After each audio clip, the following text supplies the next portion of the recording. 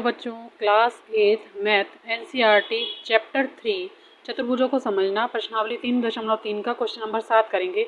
संलग्न आकृतियों हो एक समानांतर चतुर्भुज है, एक्स वाई जेड कोणों की माप ज्ञात कीजिए, ज्ञात करने में प्रयोग किए गुणों को बताइए।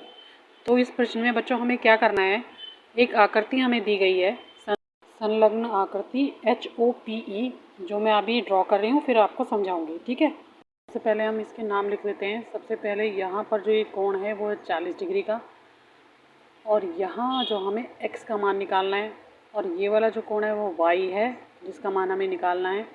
ठीक है, और यहाँ पर हम इसका नाम लिख लेते हैं HOPE हो, जैसा कि हमें प्रश्न में दिया गया है। ठीक है, अब हमें कौन कौन से कोण निकालने हैं बच्चों, x y z तीनों कोण हमें निकालने हैं। तो अब बच्चों हम यहाँ से स्टार्ट करते हैं। ये देखो, ये क्या है, सीधी रेखा है, और सीधी रेखा हमारी जो होती है वो 180 डिग्री की होती है। ठीक है, जो भी सीधी रेखा होती है, ये यहाँ पर हमें एक तरफ का कोण दिया गया है 70 डिग्री का, तो हम दूसरी तरफ का निकाल सकते हैं। ठीक है, तो किस तरह से करते हैं बच्चों, अगर 180 में से मैं 70 को माइनस कर दूँगी, घटा दूँगी, तो हमारे पास दूसरी तरफ का कोण जो है वो आ जाएगा। ठीक है, तो हम क्या लिखेंगे यहाँ लिखेंगे कोण HOP प्लस 70 डिग्री, क्योंकि एक कोण हमारा HOP है और दूसरा कोण हमें मालूम है 70 डिग्री का, और वो लिख देंगे बराबर है 180 डिग्री। ठीक है, और ये क्या है बच्चों, रेखिक युग्म है, एक रेखा पर बने हुए दो कोण। ठीक है, तो आगे क्या करेंगे, यहाँ पर कोण HOP जमा 70 डिग्री बराबर है 180। ठीक है, ये तो हमें मालूम है, हमने लिख लिया था क्योंकि ये रेखीय युग्म है। अब क्या करेंगे, HOP को मैं एक साइड पर रखूँगी और 70 को दूसरी तरफ लेकर जाऊँगी ताकि घटा हो जाए। ठीक है, तो अब बच्चों 180 में से 70 को घटाएंगे तो आ जाएगा 110। तो ये जो हमारा कोण है जो O पर बना हुआ है, ठीक है, अंदर की साइड जो बना हुआ कोण है ये, वो हमारा कितने डिग्री का हो जाएगा, 110 डिग्री का हो जाएगा। अब यहाँ देखो, समानांतर चतुर्भुज के सम्मुख कोण बराबर होते हैं, तो अगर हमारा O पर बना हुआ कोण 110 डिग्री का है तो x भी हमारा 110 डिग्री का होगा। ठीक है, तो हम यहाँ क्या लिख सकते हैं, ये लिख सकते हैं E बराबर है कोण HOP बराबर है 110, क्योंकि ये सम्मुख कोण है, और आप इसे x भी लिख सकते हो क्योंकि हमें x का मान निकालना है ना। ठीक है, तो x भी हमारा कितना हो जाएगा, 110 डिग्री का हो जाएगा। ठीक है, तो इस तरह से x का मान हमने निकाल लिया है। अब हम लिखेंगे कोण PHE। अब आप फिगर में देखोगे, ये जो आकृति बनेगी इसमें देखोगे PH और E जो, अब यहाँ पर बच्चों PHE एक त्रिभुज बना हुआ है जिसमें से हमारे पास किसका मान है, एक मान है 40, ठीक है, और दूसरा सामने उसके मान हमारे पास नहीं है। तो हम क्या करेंगे, ये 40 डिग्री का है और y जो हमारा है वो भी 40 डिग्री का होगा। ठीक है, ये देखो Z की शेप आपकी बनी हुई है यहाँ पर। ठीक है, तो हम लिख सकते हैं कोण PHE बराबर है HPO, और ये क्या है बच्चों, Z की शेप बनी हुई है और ये एकांतर कोण है। ठीक है, जब भी Z की शेप बनी होती है आकृति में तो इस तरह से कोण जो बने होते हैं वो बराबर होते हैं। अगर हमारे पास ये 40 डिग्री का है तो y भी हमारा 40 डिग्री का होगा। ठीक है, आपको कारण भी साथ साथ लिखने हैं कि किस कारण से हमने इसे बराबर किया है। तो यहाँ पर हमें y का मान भी मालूम चल गया है, ये 40 डिग्री का है। ठीक है, अब बच्चों हमें यहाँ पर कौन सा कोण निकालना है, यहाँ हमारे को निकालना है EHO। ये जो कोण Z है ये हमारा बचा है। ठीक है, कोण Z जो है वो हमारा बचा हुआ है। अब देखो, एक ही रेखा पर बने हुए इस तरह से जब मैं आपको आकृति बना के दिखा रही हूँ, इस तरह से जब कोण बना होता है, ठीक है, तो वो बराबर होते हैं, और इसको क्या कहते हैं बच्चों, इस तरह से बने हुए कोण को हम कहते हैं संगत कोण। एक ही रेखा पर बने हुए इस तरह की लाइन खींचकर, जब मैं आकृति में आपको बता रही हूँ ये कोण और ये कोण, ठीक है, इस तरह की बनी हुई आकृति में इस तरह से बने हुए कोण जो होते हैं वो बराबर होते हैं, उन्हें कहते हैं संगत कोण। अब आप आकृति में देखोगे अगर, तो यहाँ पर क्या है बच्चों, 40 डिग्री का कोण है और दूसरा Z जो है वो हमें निकालना है। ठीक है, और अगर हम इस तरह से लिखें 40 जमा Z, ठीक है, 40 जमा Z बराबर है 70। ठीक है ना, 70 का होना चाहिए ना, 40 जमा जेड बराबर है 70, क्योंकि ये कोण मैंने पहले बताया कि ये कोण बराबर होने चाहिए, ठीक है ना। तो अब बच्चों हम यहाँ पे लिख सकते हैं x बराबर है 70 घटा 40, ठीक है, क्योंकि हमें z का मान निकालना है।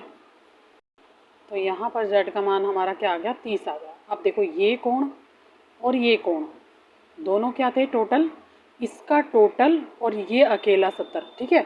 हमारे पास h का जो मान है ये दोनों कोण का मान 70 है, और इधर की साइड का जो एक कोण है O वाला ये 70 है, ठीक है। मैं ये कहना चाहती हूँ कि इसका टोटल 70 है दोनों का, और ये वाला जो कोण है साइड का ये 70 है, ठीक। इसलिए हमने क्या किया, यहाँ पर 70 में से 40 को घटा दिया ताकि हमें z का मान मिल सके, ठीक है। अब हमारे पास तीनों मान आ चुके हैं बच्चों। किसका, x का मान, तो हम क्या लिख देंगे, अतः x बराबर 110 डिग्री। y का मान हमारा क्या निकला था, ऊपर निकला था 40 डिग्री, और z का मान हमने निकाल लिया है 30 डिग्री, ठीक है। तो ये प्रश्न इस तरह से हल होगा, ये इसका आंसर है। अब मैं आपको ऊपर से दिखा देती हूँ शुरू से ये क्वेश्चन किस तरह से किया है मैंने।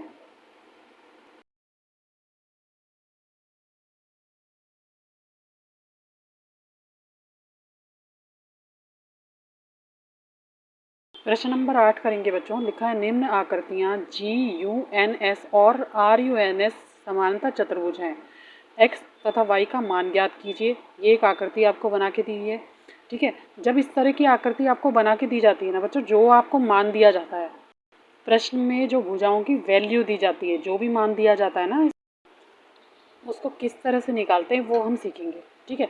तो मैंने समानांतर चतुर्भुज के कुछ नियम बताए थे बच्चों। उसमें क्या होता है, आमने सामने की भुजाएं बराबर होती हैं, ठीक है। आमने सामने की भुजाएं बराबर होती हैं। जैसे यहाँ पर हर भुजा का अपना मान दिया गया है, ठीक है। तो जैसे मैं लिखती हूँ यहाँ पर, सबसे पहले हम क्या करेंगे, यहाँ हम लिखेंगे समानांतर चतुर्भुज GUNS में इसका मान दिया गया है, यानी कि इसका नाम दिया गया है पहले GUNS। यहाँ पर GS और बराबर है UN के, ठीक है। इस चतुर्भुज में बच्चों आपको क्या दिख रहा है, GS बराबर है UN। ये हमने इसके नियम पढ़े हैं। ये भुजा किसके बराबर होगी, इसके सामने वाली भुजा के बराबर होगी, ठीक है। और इसका कारण क्या देंगे, समानांतर चतुर्भुज की सम्मुख भुजाएं जो होती हैं वो बराबर होती हैं। जब मैंने ये आपको चैप्टर शुरू करवाया था, जब ये प्रश्नावली शुरू करवाई थी, तभी मैंने आपको बताए थे इसके समानांतर चतुर्भुज के 4-5 नियम आपको लिखवाए थे, जिनमें से एक नियम ये है कि समानांतर चतुर्भुज की आमने सामने की भुजाएं जो होती हैं वो बराबर होती हैं, ठीक है। तो आपको जो यहाँ पर लिखोगे उसका कारण भी बताना पड़ेगा कि आपने किस लिए इसको लिखा है। तो हम लिख देंगे समानांतर चतुर्भुज की सम्मुख भुजाएं बराबर होती हैं। अगर सम्मुख भुजाएं बराबर होती हैं तो जो मान हमें यहाँ दिए गए हैं वो भी बराबर होने चाहिए। तो हम क्या करेंगे, जो हमें वैल्यू यहाँ पर दी गई हैं 3x और 18, यानी कि 3x बराबर है 18, ठीक है। हम इसको क्या कर देंगे, बराबर कर देंगे। अब बच्चों यहाँ पर सभी को समीकरण हल करना आता है, तो हम x का मान निकाल सकते हैं। तो मैं क्या करूँगी, x बराबर हो जाएगा 18/3, ठीक है, क्योंकि x के साथ 3 गुणा हो रहा है और दूसरी तरफ जाकर भाग हो जाएगा, ठीक है। यह आसान सा मान आपको निकालना आता होगा, वैल्यू निकालनी आती होगी। तो हमारे पास x का मान आ गया 6, ठीक है। अब हमने दो भुजाओं को बराबर कर दिया। दो भुजाएं जो आमने सामने की थी उन्हें हमने बता दिया कि बराबर हैं। अब जो बची हुई भुजाएं हैं उनको भी हमें बताना है, जैसे GU बराबर है SN, ठीक है। अब इन दोनों भुजाओं को हम क्या करेंगे, बराबर सिद्ध करेंगे। अब यहाँ लिख देंगे, ये भी हमारा क्या कारण है, इसका सम्मुख भुजाएं हैं, ठीक है। समांतर चतुर्भुज की सम्मुख भुजाएं बराबर होती हैं। मैं शॉर्ट में लिख रही हूँ, आपको यही वाला पूरा लाइन यहाँ पर लिखना है, ठीक है। इसी तरह से हम इसको यहाँ पर रिपीट कर देंगे। अब हम क्या कर सकते हैं, GU का जो मान हमें बताया गया प्रश्न में उसको लिखेंगे। 3y घटा 1 बराबर है 26। ये समीकरण भी आपको हल करना आता होगा। हम क्या करेंगे, 3y को एक तरफ रखेंगे और 1 को ले जाएंगे 26 के पास दूसरी तरफ, और वो क्या हो जाएगा बच्चों, जमा हो जाएगा। तो यहाँ पर हमारे पास मान आ गया 3y बराबर है 27, ठीक है। अब y का मान हमें निकालना है, तो y कैसे निकलेगा, y बराबर है 27/3, और ये भाग हो जाएगा, 3 एकम 3, 3 निम 27। तो हमारे पास y का मान आ गया 9, ठीक है।